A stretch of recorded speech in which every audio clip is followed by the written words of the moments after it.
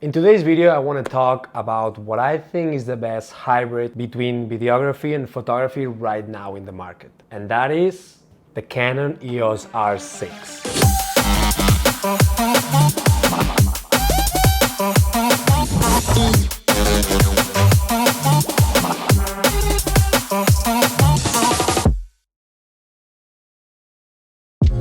So I bought this camera over a year ago, and I have to say that it's one of the best decisions I made last year when it comes to buying equipment. I originally bought this camera as a B cam for my cinema camera that I am recording right now. That is the C300 Mark II, and I'm so grateful I did, because this is just perfect.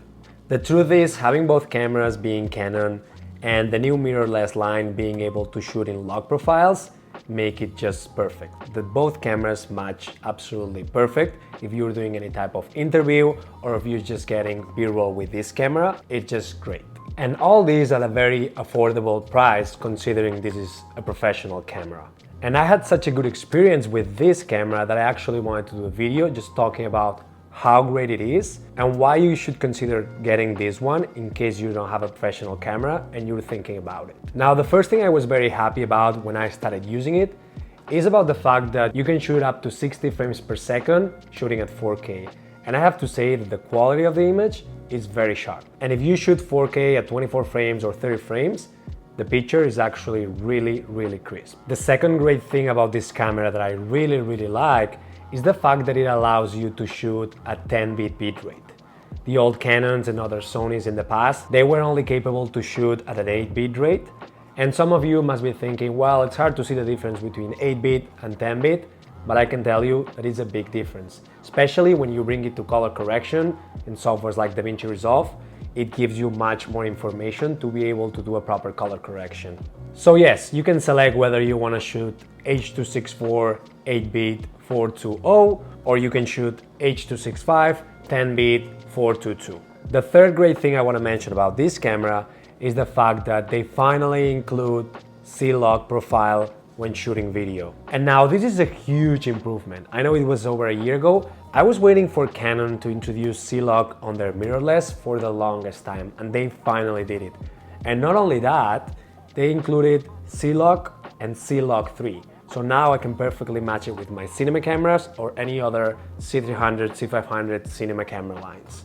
The dynamic range you get when shooting in C-Log and C-Log 3 is just actually really good, to the point that you can actually compare it to a cinema camera.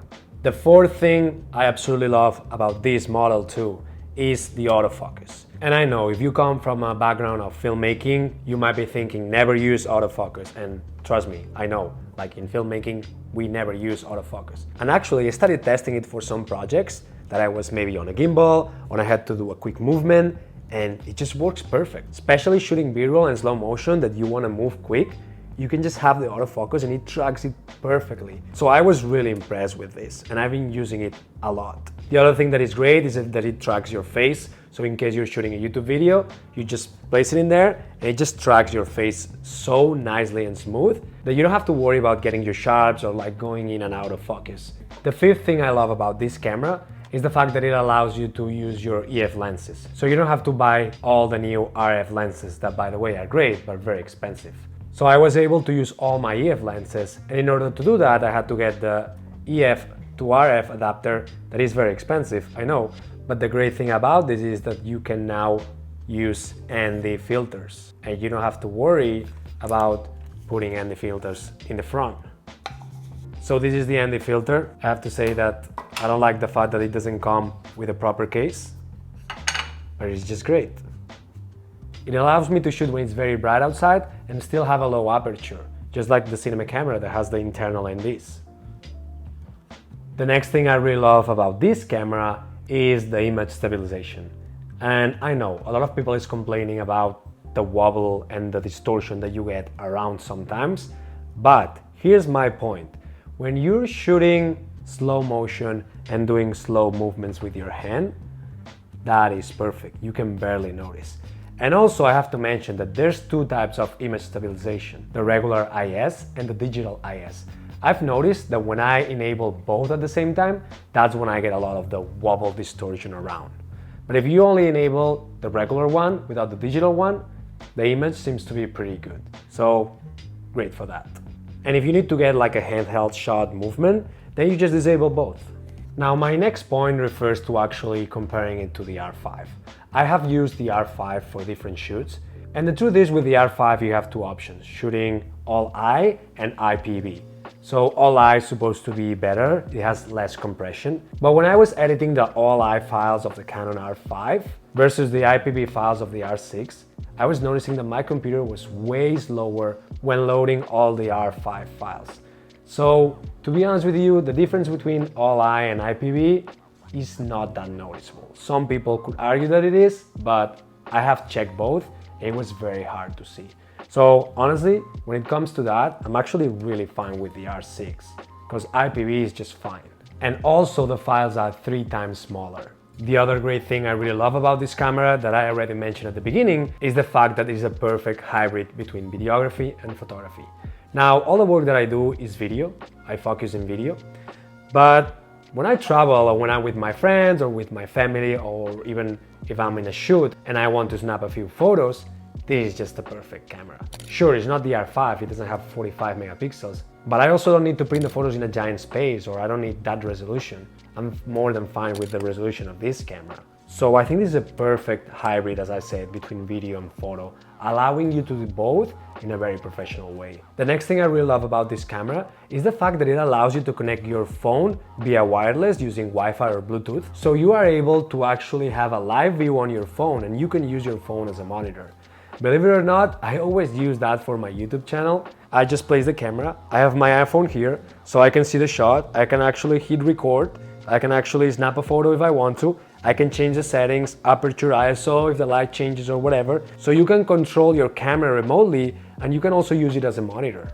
The next thing I really love about this camera is just the flip screen. It seems like it's a little non-important thing, but the fact that you are able to flip it completely, just place it when you're recording yourself, either if you're blogging or you're actually shooting for a YouTube channel and you have the tripod and you can see yourself, it's just actually fantastic. And also if you're shooting like in a very low angle and you have to like look down, it's also perfect for that. And also when you're not using the camera, you can protect the screen by closing it, right? So honestly, flip screen, perfect. And the last thing I want to mention that I actually haven't used yet, but for some of you might be very important, is the fact that you can record in 2 different cars at the same time. For those paranoids that they don't like to lose any of their footage or photos, you can actually record the same photos and videos in the 2 SD cards. Now, as you can see, I really love this camera, and also this is not sponsored by Canon, this is my honest opinion as a filmmaker, and I think it's a great tool for both video and photos, or as a B cam. But let's talk about the things that I don't like about this camera, that honestly, there's not many. But I want to be honest with you and I want to mention them. The first thing, and for me the most important, is the fact that you cannot record more than 30 minutes straight. So that means that if you're shooting a long take or if you're shooting an interview, you have to actually stop recording and record again. So if you're shooting an interview, you might have actually to interrupt to be able to stop and record again. And that to me, this should be fixed. Now, the second thing that I don't like, that I already mentioned, is the fact that when you're shooting with digital IS image stabilization, you get all this wobbly, weird effect around you. Now, as I said, if you disable it, then you're fine. But if you keep it on, sometimes it feels kind of useless. And the very last bad thing I have to say about this camera, that to be honest, never happened to me before, is that apparently overheats. So I've seen that the R5 overheats when you're shooting 8K or for I don't know how long, but this camera has never overheated on me. Now I have to say that I don't shoot weddings or any kind of stuff that you are filming very long takes, but I've never had it. And I shot commercials, interviews and other projects, and I never had a problem of overheating. So yes, as you can see, I really love the Canon EOS R6. I think it's a great camera, especially considering the price, comparing the price to the R5.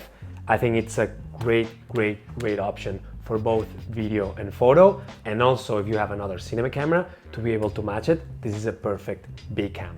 So if you actually own the EOS R6 or the R5 and you have any comments, please put them down below. I'm curious to know what you guys think about this camera, the ones that you have it, and if you don't have it, if you would consider purchasing it. And if you like this video, please hit the like button. It actually helps me a lot to grow my channel, and hit subscribe if you like the content. And I'll see you guys very soon.